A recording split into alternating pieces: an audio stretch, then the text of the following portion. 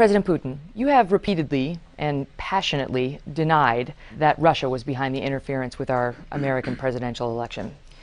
But as you know, the consensus view in the United States is that you did. That's what the 17 intelligence agencies concluded, and that's what the Republicans and the Democrats on the congressional oversight committees who have seen the classified report have said. Are they all lying? They have been misled, and they aren't analyzing the information in its entirety. I haven't seen even once any direct proof of Russian interference in the presidential election in the United States. We met President Putin in St. Petersburg, his hometown and Russia's former capital. He grew up in a modest neighborhood here, became a KGB spy master, and has been Russia's strongman for 17 years now. Welcome to the St. Petersburg International Economic Forum. It was my job to moderate the forum, Mr. Putin's signature event, with more than 4,000 people in the audience, including world leaders, some sharing the stage. The normally wonkish gathering quickly became heated when I asked President Putin about Russia's attempts to hack the 2016 election. And what the experts say is that this couldn't have been faked, that it's 100 factors that point to Russia. They say it's the forensics, it's the digital fingerprints, it's the IP addresses, the malware, the encryption keys, the specific pieces of code, that all of them point to Russia, and none of them points to anyone other than Russia. What fingerprints, or hoof prints, or horn prints? What are you talking about? IP addresses. They can be invented, you know. There are a lot of specialists who can even make it so it comes from your home IP address, as if your 3-year-old daughter carried out the attack. President Putin, there are reports today in the American press that the Trump administration took active steps to ease sanctions on Russia almost immediately after Trump took office. Was this possibility ever discussed between the Trump team and your representatives prior to President Trump being inaugurated? You know, I saw what was happening.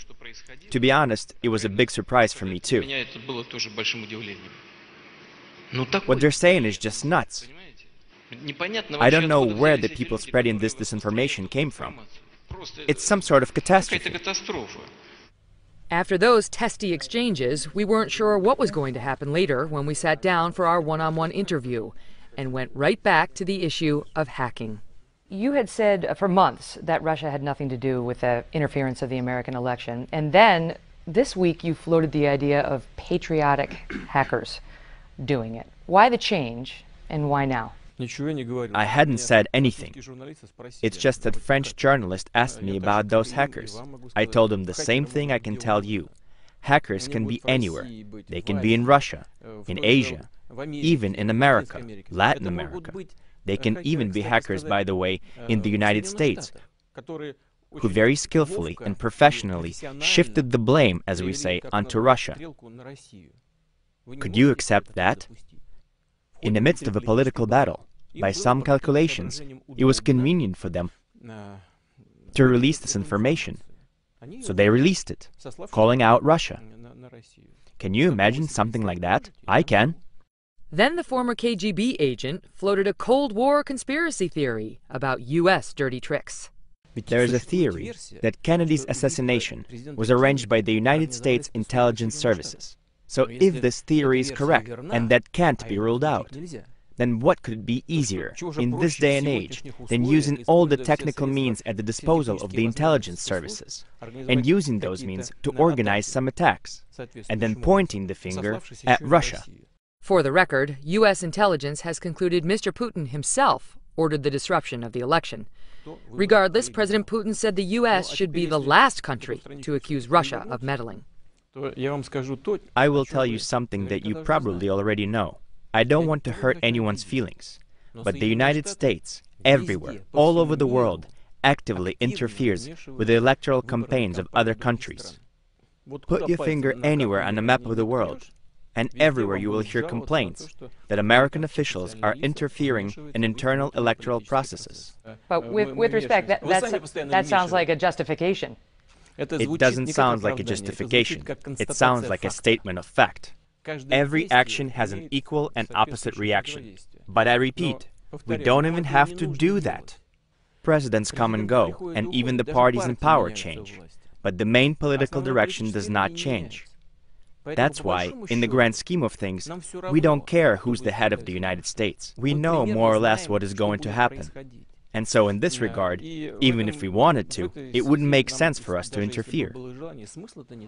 But the FBI, Congress, and a special counsel are nonetheless investigating Russia's interference, and whether the Trump team was in on it. A special counsel has been appointed to investigate contacts between your government and the Trump campaign. You've said that your ambassador, Kislyak, was just doing his job, right? So what exactly was discussed in those meetings? There were no meetings. You understand? There were no meetings. When I saw this, my jaw dropped. No meetings between Ambassador Kislyak and anybody from the Trump campaign? I have no idea. I'm being completely honest with you. I don't know. The routine job of an ambassador. Do you think that from all over the world or from the United States, the ambassador reports to me every day who he meets with or what they discuss there? That's complete nonsense. Do you even understand what you're asking well, or you're not? His boss. Listen, his boss is the Minister of Foreign Affairs. Do you think that I have time to talk to our ambassadors every day, all over the world? Complete nonsense. Among those under scrutiny is the president's son-in-law, Jared Kushner. At a meeting with Russia's ambassador last December, he reportedly tried to establish a secret communications channel with the Russian government. This was a proposal by Mr. Kushner. I don't know about this proposal. No proposal like that came to me. Mr. President, did Jared try to set up a back channel to the Russians? Have you gone back to speak with the ambassador about what was in those discussions he had with Jared Kushner, with anybody else from the Trump campaign? No. Never? No, I haven't. Aren't you interested? No, because had there been anything significant, he would have reported it to the minister. The minister would have reported it to me. There weren't even any reports. There's nothing to even talk about. There wasn't even any kind of specific discussion about sanctions or anything else. For me, this is just amazing. You created a sensation out of nothing. And out of this sensation, you turned it into a weapon of war against the current president. Well, this is, you people are so creative over there. Good job. Your lives must be boring. Michael Flynn hasn't had a boring life. In 2015, he attended an event with President Putin in Moscow. He was later hired, and then fired, as President Trump's national security advisor, and is now being investigated for his Russian connections. Did you know General Michael Flynn? He came over here for a dinner, a photo of which has been widely circulated in the American media. What was the nature of your relationship with him? You and I personally have a much closer relationship than I had with Mr. Flynn. You and I met yesterday evening. You and I have been working together all day today, and now we're meeting again. When I came to the event for our company, Russia Today, and sat down at the table, next to me there was a gentleman sitting on one side. I made my speech, then we talked about some other stuff, and I got up and left. And then afterwards I was told, there was an American gentleman, he was involved in some things. He used to be in the intelligence services. That's it. I didn't even really talk to him. That's the extent of my acquaintance with Mr. Flynn. But what about his relationship with President Trump? I would get along with Russia, and I'll get along with Putin, and he's not going to make us look bad anymore. But we're going to get along. There have been questions in America about Donald Trump's finances.